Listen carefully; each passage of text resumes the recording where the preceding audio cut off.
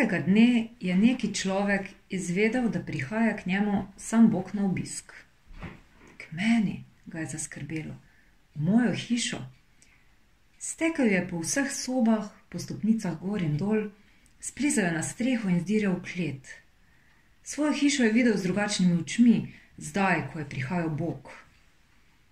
Nemogoče, ubogi jaz, je tarnal. Ne morem sprejeti obiska v takem stanju.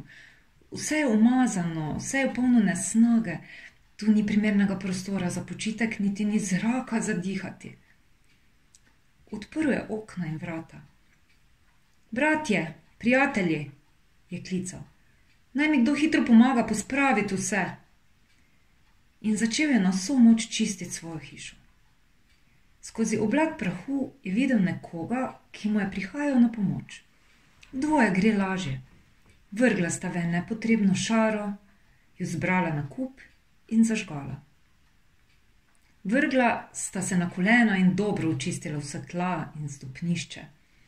Porabila sta veliko veder vode, da sta očistila vsa okna.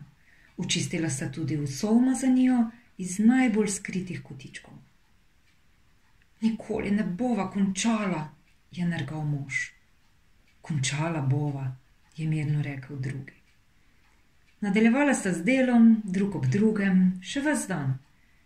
In končno hiša je izgledala kot nova. Dišala je po čistoči. Ko se je stemnilo, sta šla v kuhinjo in pripravila mizo. Zdaj, je rekel mož, lahko pride moj obiskovalec.